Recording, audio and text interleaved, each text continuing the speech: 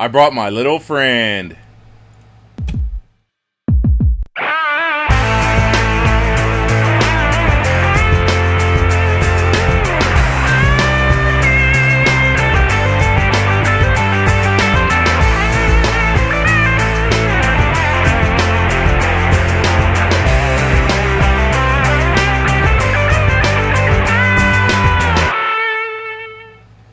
Hey everyone, Greg Cazillo from Cazillo.com. Welcome to Keep Shooting Monday number 29. This week there was some really neat stuff that happened. The number one thing was the Cazillions Facebook page hit 4,000 right there. You see it right there, over 4,000 likes. I've been waiting on this moment. It finally happened. It finally got up to 4,000 likes. I wish my Twitter was up to 4,000 likes. But this is the one that's in the right, heading in the right direction. It's slowly growing. So if you would please do me a favor, share Facebook.com/Cazillo photo with all of your friends. Invite them to like it. I would greatly appreciate it. All of your photo friends, share it as much as possible. Share all the posts. Share everything. And I don't know exactly how you do it, but I know there is a way to like the page and then make sure that on Facebook, if somebody could mention this in a comment or something, I know that there is a way that you can make sure that the page, you always see the updates from a page, like a favorites or something along those lines. I don't know what it is, but if you would do that extra favorite step, then you'll make sure to see all the posts by me. I know that Facebook's algorithm kind of keeps that from happening sometimes, and sometimes they show it, sometimes they don't. That's why on some of my posts it says that, there were 2,000 people that saw this, but yet there's 4,000 people that are on the page. So take that extra step, even if you already liked it, and add that favorite or whatever that little thing is. That'd be cool. So yeah, 4,000 likes over on the Facebook page, which is awesome. All right. So other stuff that's in the news this week, or stuff that I found interesting. First one, here on DIY Photography, I read this blog a lot, and they have some really interesting articles. And this is totally true. Basically, you take this one tool, whether it's a softbox, whether it's a flash, even a camera, a different lens, a different anything, and everyone is going to have a different perspective on how to shoot it, what to shoot. And that's the great thing about photography. Everybody has their own perspective on it, how they want to do it, how little things they should change. Maybe the light should be a little different, or exposure might be a little bit off. So there really isn't a right way to do anything in photography, at least for the most part. But the very few things. There's always guidelines and things that you should probably follow, but it's not necessarily a right and a wrong. Really isn't a right and a wrong. Anyway, this guy built this thing called a light blaster, which is interesting, and basically it's this little tool thing that allows you to mount a lens, and it's actually pretty cool. By the way, if you guys are watching, the Light Blaster company people are watching, I'm going to try and tweet this out to you. I would like to do a little interview with you, and so if you guys watching the show would also tweet that these Light Blaster people to get me to do an interview, I'll be able to bring that to you. So anyway, it's an interesting idea. But anyway, give a photographer a tool, and it's going to change. They're going to give you different end results. And so all these different end results and all these different pictures, let me zoom in on this a little bit for you. There you go. All these different photos here, and they even have little videos. I just thought this was just the coolest thing. By the way, I love this little steampunk photo. A child shoot. I think that's really awesome. All the way down to the clip-on tie right there, which is neat. Just so cool. And all these different ideas of what to do, and with the same tool. They're just completely different, and it's really awesome, just showing the creativity and the ideas of things that we can create as photographers And so, neat stuff. Check it out. Watch some of the videos, some of the ideas there. And so, yeah, check them out. We're already there. Okay, some Canon stuff today. This one's from Photography Bay. As you see, Canon testing a 75 megapixel Pro DSLR. Great. I'll bet you every camera manufacturer in the world is testing a 50 or 75 or 69 or 87 or 47 megapixel camera. It's probably just the way it is. They're probably always testing all these huge cameras, these huge sensors, because it's R&D for 2 years out, 3 years out, 5 years out. It's just the way it is. So you need to take some of these with a grain of salt. They're always going to be developing these things. But at the same time, as I always say, it's good to see innovation, which brings me to my next article that I wanted to talk about, which was this one over on Nikon Rumors, and it showed the dual ISO in option in Magic Lantern. Now, if you're not a Canon person, you probably might not have heard about this, but Nikon and Canon and a couple other companies have people that are hacking the firmware in their cameras, and basically they're making it do things that it can't normally do. The great thing about this is that these guys are doing this on their own time, and they're gonna make photography better. There's gonna be a huge innovation in one of these kinds of things where they make a dramatic change in the quality of the photography, and this is what's going to be the next big thing in photography. It's going to come from someone, some geek out there that knows what he's doing, that's a programmer that knows how to hack a camera, pull that out there, and then be able to make these huge changes to it, and it's just awesome. So this actually is a little piece of video which shows you the normal RAW, and then we'll switch over to the dual ISO RAW. And if you look right in here, you can really see a huge difference when it switches over to that dual ISO mode in the amount of grain and the amount of noise. And so again, this is that Magic Lantern thing. Look at the difference there. That is a huge difference in the amount of noise there and there.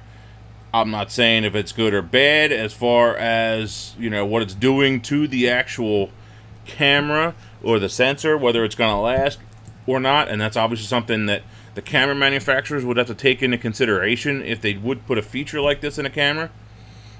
But just the fact that someone took the time and is making something like this happen in a Mark III, a 5D Mark III, and a 7D, I think it's awesome. So head over to Canon Rumors, check out the Magic Lantern firmware if it's something that you want to do. Help them out, test it out, see if it works for you. I think it's awesome, so keep it up. This is going to be one of those things that's going to give us the next big thing in photography, is guys that are and women, of course, working outside of Canon and Nikon and the big camera manufacturers that are going to make it better and give us a really huge step in the right direction, or a better direction in photography, and the next innovative thing. Next thing, Nikon has some new firmware for a couple cameras: D90, 600, 800, 800E, 3100, 3200, 5000, 51, 52, 7, and 7100. There you go. You have been let known. All right, 3 more lenses have been added to the D800E recommended list. Nikon has, it's the D800E is such a precise sensor without that filter that's missing in the D800E version versus the 800 version. They only have certain lenses that they recommend that you use. Of course, they're Nikkor lenses, and of course, in my opinion, you should be using those, the actual manufacturer's lenses anyway, if you, number one, can afford it, and number two, want the better quality. But they have certain ones that are listed here that are better. Of course, they're going to add the 800mm lens, which is almost $18,000. But anyway, they have a nice big exhaustive list here. And so if you want to know what the best Nikon lenses are, this is your list right here. And by the way, if you do want to purchase any of these, head over to Cazillo.com. Then in the right sidebar, I'll bring it up real quick. Cazillo.com. Then over in the right sidebar, you can go into. Come on! It's still coming. Scroll down a little bit in the sidebar on the right hand side. There is a nice little ad. Where is it? There it is, right here in this support us box. Search on Amazon. You can type in whatever you want to type in, any lens, anything. It can be a movie, it can be a book, it can be a part for your mower, it could be something for your computer, it could be a whole new computer, it could be a photo, anything, it could be a toy, it could be a new phone, it could be anything you want to buy on Amazon. It supports my site, and I greatly appreciate it. It keeps the development coming, keeps the ideas coming, and I'll be able to bring you more and more stuff. So, new list. So, one more thing from Nikon here. Another price drop on the D600. This is really getting interesting. $1,500, $1,584 for a D600. That's a really, really good price. So make sure if you're thinking about buying that, that's a really excellent price. And again, you can purchase that directly from an Amazon. I will put that in the link in the description on the YouTube video, as well as the article on the website when I tweet that out and send it out, post it, all that good stuff. More cool photography stuff that I found this week. First one is there's a bunch of photos that were posted by the government, of course, the American government, that where they took these old scans, these old images. I haven't seen the real big ones yet, but still pretty neat. Basically, they're scans of old digital or of old analog, film images. They scan them, and it's some really awesome photographs from the Apollo 11 mission. I could not imagine being the person that actually took this photograph. I only wish I could have been. These are groundbreaking photographs, and just really, really neat stuff. And the more we have this stuff, these kinds of historical images, the more powerful they're going to become. So you really never know where you're going to be. So it's one of those things, you got to be prepared, know what you're doing. These guys obviously were more scientists, and so I would hope they would know how to use a camera. But still, it's pretty neat. And that right there, having the Earth way back there and taking this photograph, God, I just could not imagine it. So neat stuff. Check them out. Some neat photos there. If you want to buy a bracelet, you can, and it's made of an old lens. These guys have some pretty neat ones in there. I was looking around. They didn't. I wish that on the website though they would specify them as like Nikon, Canon, this, that, the other thing. But I didn't notice that anywhere. So anyway, it's still pretty neat. You can buy basically they take an old lens, they take it apart, throw everything away except for the cool parts, making it into a wristband or I want to call it a bracelet, I guess, or a wristband. Still pretty neat. Kind of shows off that you're a photographer. All right, so this week I have a couple of ideas. Was this one of the ones I wanted to talk about? I forget. I think I jumped the gun. Oops. Oh well. Let's talk about the new assignment before I get into these. New assignment this week is going to be toys. All right, I want you guys to find whatever toys it is. It doesn't have to be kids' toys either. This can be an adult toy, okay? Meaning nothing like risque, as in, an adult hobby. But anything inside of the toys kind of a range, okay? It could be a car hobby. It could be anything. A little kid's toy, any kind of a toy or a hobby or anything like that. It could be a big boy toy, like, a car or something along those lines. This one's going to be pretty open, but let's make it fun. Get out there, make it fun. Don't just give me, a photo of a toy sitting in the room or something dumb like that. Make it fun, make it more interesting. Give me something more for this one. Give me 2 or 3 images. This one can be a photo story. And by the way, this is just one of the dog toys that we have. that's in the studio. One of the with a squeaker we use all the time to get kids and dogs' attention. So that's where that thing came from. Anyway, so that's this week's assignment. Toys. Find something cool. Find something fun.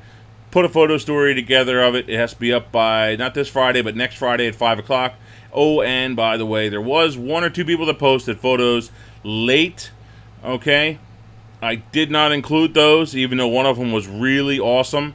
And the photos have to be taken starting today and next, in between the range of today and next Friday. If you took a photo last week, last year, 10 years ago, that is not eligible. The first day has to be today. It starts today on the 22nd up until 2 Fridays, whatever that is. Okay? Posted by 5 o'clock over to the forum. All right. So, you know what? I'm going to get into questions. Actually, no, I'm not going to do questions. Let me just do this. Okay. So, a couple photos here. Let me look. Yep, that's the order. Okay. You just saw my order, but that's okay.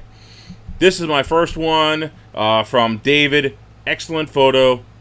Love it. It's all about the timing, being there, ready to go. He has the right amount of depth of field on the image to catch the bee, catch everything. The bee just kind of photobombed him, and it's got good framing.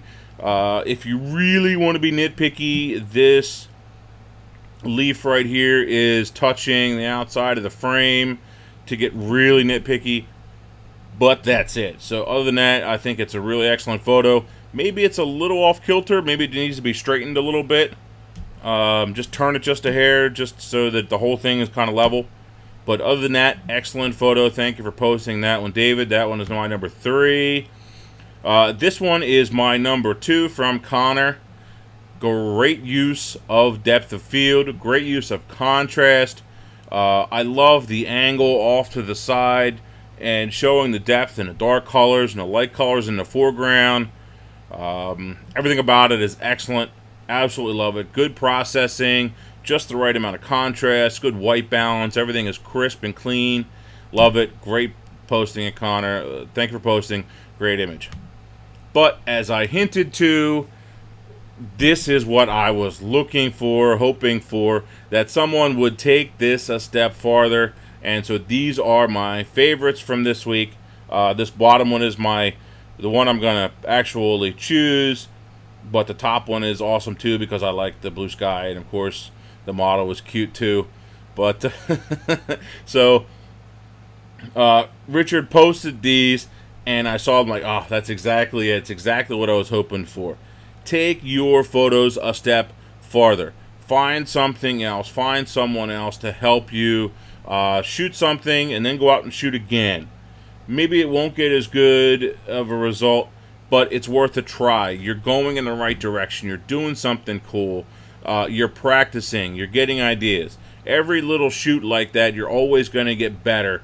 You know, even if something does not work, you're going to improve. So, thank you, Richard. These are my chosen photos, which I thought were awesome. And so those are my 3 from this week.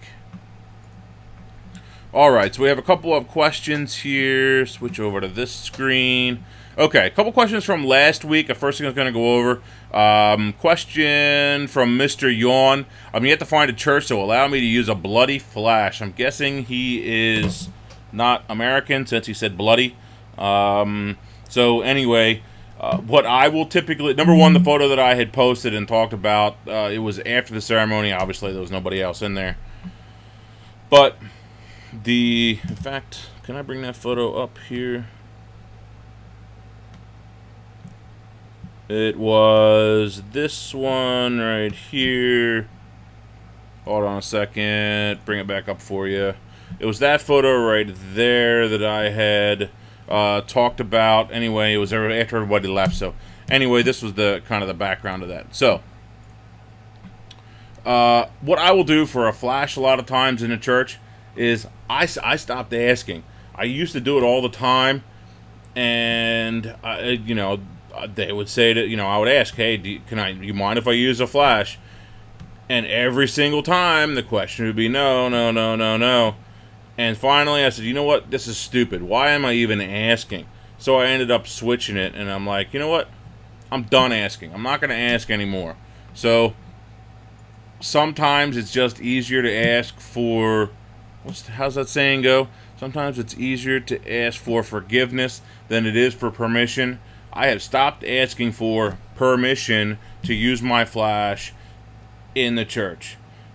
9 times out of 10, actually 100 times out of 100, one of the other people with a camera in the church is going to use their flash. If they're going to use their flash, I'm going to use my flash.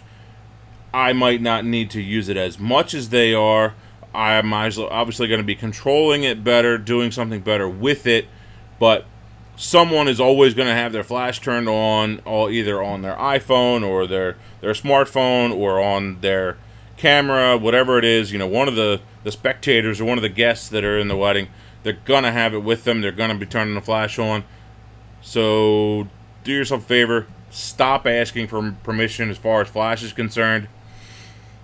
I don't know where the idea came from 5, 10 years ago, 20 years ago, whatever it is. I know I've had, issues with plenty of people in churches saying, no, you can't use a flash. No. It's stupid. It doesn't bother people. It's, you're so far away. People barely see it anyway. The bride and groom can't see it. The pastor can barely see it. It's not going to bother the pastor. It's not going to bother anybody. So just do it. Don't worry about it. Stop asking for permission. Let's see. There was another one. That was. Yep. Damn, I thought there were a couple good ones in here that I was gonna. These are questions that I'm going through from last week. And I thought there were some good questions, but maybe I'm wrong. What do you think of the 17 to 70 Sigma? Haven't used it. Sorry about that, but I do try to stay away from variable aperture lenses. And I guess not. I guess they weren't as good as I thought. So anyway, let's get to your questions from today. Okay, from S. Lang. Greg, I'd like some advice on off-camera flash. A lot of YouTube's video got in a lot of detail, but forget to mention zoom settings on the flash. Any advice?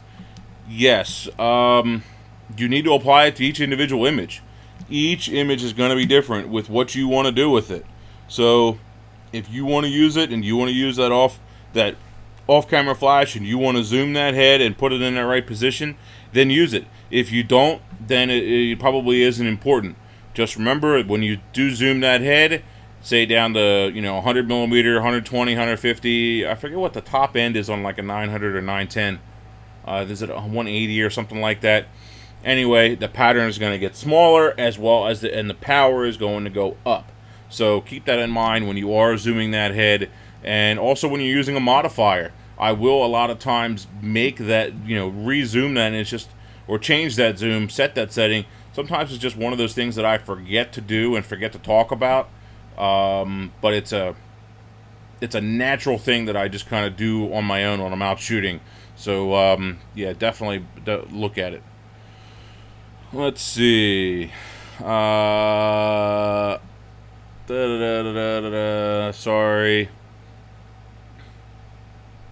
Thoughts on SSD drives for post-processing. SSD drives in your computer are a huge boom to speed. You will get a huge jump. I know when I first put one in my desktop machine, it was a huge difference in boot time. It's actually right now only running my operating system, but application launch is much faster. Login is much faster on my Windows 7 machine since I put that SSD in. If you really want a big boost in speed, then what I would do is first start with your operating system drive. That's your number one drive. You want an SSD. Then if you want even more speed and you have a good budget, get a couple of big ones or a couple of even smaller ones, make them into a single RAID, and that would really kind of have that as your kind of temporary drive, as your cache, or a drive that you saved to initially and then push it back over. That would really give you a big bump in speed. And so yes, SSDs are awesome. So they're big. Let's see. I'm a complete amateur. You also don't know how to spell. Rockstar Sahil. I would have answered your question, but since you didn't take the time to write legibly in good English, I'm not even going to answer your question. That really bothers me. That you want me to take the time to answer your question, but you can't even write it how I can read it, so that I'm doing this live for you. So I'm just gonna skip right over that. It's pretty sad, actually. Let's see. Grabbing a beer. Okay. Infinity setting on your lens. That is where it goes. Basically, the lens, on the lens itself, I wish I would have had one here. I didn't think about this. Anyway, infinity setting is the farther away zoom point, the far distance, and then there's also the close distance. Now, different lenses work differently. Sometimes when I'm shooting with an infinity on manual, I'll bring it back just a touch. I kind of think that's an old wives' tale that's supposed to make it a touch sharper. I don't know why I still do it. But most of the time I just leave it on autofocus, and I don't worry about it, especially when I'm shooting landscapes or something where I do need a lot of depth of field. So, how do you use that? I would have to say practice, because it's not going to be something you're going to use every single day. You're going to need to worry about your aperture more. So say 16, 11, 22, that's your number one if you're going to need a lot of depth of field like that. And your focus setting is kind of secondary, especially with a wider lens, because it's not going to be as big of a deal when you're at f11, f16, something like that. On a wider lens, say a 24 to 70, you're going to have a ton of depth of field anyway. And as long as you put it, say, at 30 feet or 50 feet, everything is going to be in focus. And unless you really need something super critically sharp for something really, really huge, you're probably not going to see a difference in that quality. So you'll probably be okay going that route. Is there some kind of table with relations of depth of field by focal length and aperture? Some kind of table. No, because each lens is different. So, that's just the way it is. Each and every lens is going to be a little bit different. So, I'd say the best thing to do is to make your own table. Try it out. You can try Googling your lens. Maybe someone did make something for that particular lens that you have. But I would say most likely no, just do your own. Get your own vision of how your equipment works and your own depth of field. That way you can start to process it in your head and say, oh, okay, that's how this is going to work. And you're going to end up being a better photographer for that. Best setting for car photography? That could be anything. It really could. Could be anything from, I don't even know, a nice sunset to a sunrise to something scenic, something. There's so many different places.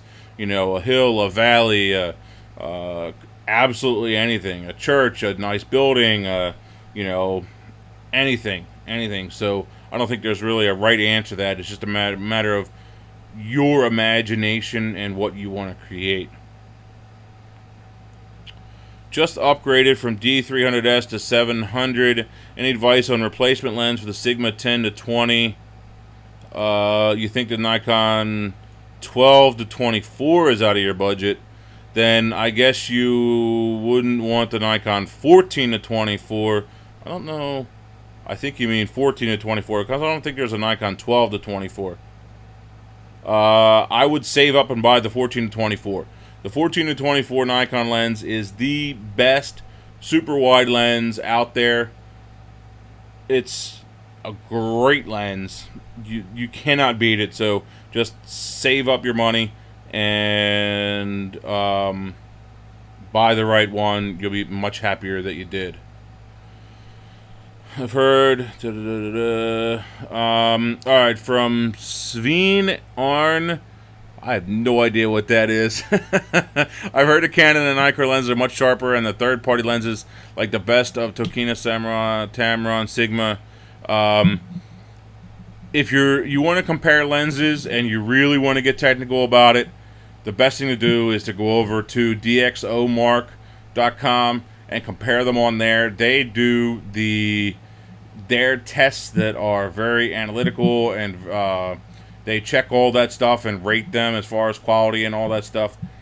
That's going to be the best way to really check the quality of a lens, and if you really need it. But for the most part, everybody says that they need, quote unquote, says that they need all of that stuff. They want the best lens and the best this and the best that. But then what they're shooting doesn't need it, doesn't warrant it. And so, think about it.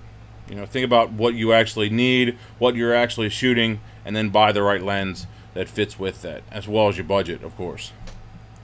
So Mikey says, I meant setting for car photography. Once again, depends on what you need. If you want to shoot the car moving, then you probably need a slow shutter speed. If you want a shallow depth of field with the car, then, you need to be shooting 2.8 or 4. If you want to show the scenery with the car in the foreground, then you're probably going to need to be 11-16. There's no right answer. There is no right answer for that. All right. Depth of field calculators, to be honest, I hate them. I talked about them before in an earlier video. I'm just not a fan of those kinds of calculators. Do your own tests. Figure out your own equipment. With your own camera, you're going to be a better photographer for it. I think that is Peter Tran. Why do you use a Mac? Why not PC? I use both. My Wirecast app is actually running on my Windows 7 desktop computer, and it's on a big screen over here, and then I have my Mac sitting here in front of me. That allows me to share my desktop, and you can see what's going on, because when I switch cameras like this and I switch shots, you're actually seeing my Mac, and it makes it a little bit easier. And so this way I can switch cameras and do all the things that I need to do, and have some certain screens open on this computer, but you can still have a static shot with all of my screens and things over here. Now, why do I have a PC and a Mac? Well, the originally is for my website designs. Apple stopped making Safari for the for Windows, so that's, I think it was Safari 6. They stopped making it for Windows. I needed to still be able to support it, check it, make sure that there's no issues on websites, especially on my website, and so that's why I ended up buying a Mac. I actually got a really good deal on it and put it back to, it's actually kind of a parts pieced together machine, but it runs really good. I love the hardware. I'm still not totally sold on the software. I still think the Windows 7 multitasking is better. I just, certain things that bother me, and the other thing that drives me crazy, especially that new cylinder Mac Pro thing, I would never buy one of those. I don't think, I don't see myself buying that. I like to tinker a little bit. I like to build my own machine. Ideally, I'd love to have one of those Mac Pros with all the hardware and all the setup and all the things, but give me the expansion ports, give me the room to put the hard drives internal. I don't want all that stuff external. That's just more crap on my desk. It's more cables. It's more everything. And they may think that that's their market, and you know what? That's great, but obviously I'm not in that market. I was excited for that Mac Pro. I thought it was going to be interesting. I thought I might actually want to buy one of those. I'd consider it for my next machine. Now that I saw the thing, it's only a cylinder and there's no expansion and everything's external. That just makes the pricing so much higher, and it's just not worth it. It really is not worth it, in my opinion, for those machines. That's why the PC market is going to stay strong and keep going. Windows 7 is an excellent operating system. The programs are the same in between, the PC and the Mac. Photoshop is Photoshop. Premiere is Premiere. Firefox is Firefox. You know, they're all the same. They're all going to work. You know, I use Outlook on my on this machine and Firefox, and it's all the same programs. But again, the multitasking and switching and things, I still think is better over here on the Windows machine, and so that's why I use both. But and I actually have both installed on this on my laptop on my MacBook Pro. So anyway, I'll get off of that rant. I'm sure everyone is going to be talking about that one. All right, another one. What's the point of being on the manual mode after setting the ISO shutter or aperture? The meter tells me to adjust either S or A. The camera is still in control. Manual mode is you get to tell it what to do. You need to know what you want to create. I highly suggest you take a look at I think it was my first or second video that I posted. It's one of my really early ones, which talks about exposure. Learn your exposure. What does the aperture do, the shutter do, the ISO do? You need to know them if you want to be a better photographer, and spend the time, get to learn them, and you will get better. I promise. But you have to understand them 110% before you're going to get any better. I think that is about it for today. Comments? Oh, you know what? Let me check. Let me check over here. What do I think about the Nikon 70-200 f4? I haven't had a chance to play with it, but I've heard really good things about it. So if it fits inside of your budget, I'd say go ahead and pick it up. And I'm sure you won't be unhappy with it since it is a Nikkor lens. Air show etiquette. What to bring, where to stand. Just went to one. I have no idea what that means. What's snaff up? Sorry, dude. I don't know what that means. What your tweet means. Tweet me again, and I'll try to answer. But I don't quite know what that your question means. So sorry. So I think that's it for today. As always, keep the questions coming. Maybe not for today, but for another day. I'm doing my best to get through them. I have a ton of questions. I have 149 unread messages in my Gmail account. I just can't seem to get to them. I'm really trying hard to get to answer them all, but it's getting more and more difficult as more and more people are following and subscribers and all that stuff. So I really am trying to get through them. If you do have an important one, though, I do prioritize the forum. And there's a lot of really good people on the forum that are pretty knowledgeable, and so their answers sometimes they'll get to a little bit quicker than I will. But I've been really trying to prioritize the forum as number one. So, by the way, one more thing I will mention: please don't send me a message through the contact form if you have a photography question. I probably will not answer. That's what the forum is for. Number one. Number two, I still get like 4 or 5, maybe sometimes 10 friend requests a day on Facebook. I do not respond to those Facebook friend requests if I don't know you in person. If I know you, great. We're probably already friends on Facebook. That's what the page is for. That's what Facebook.com/Cazillo photo is for.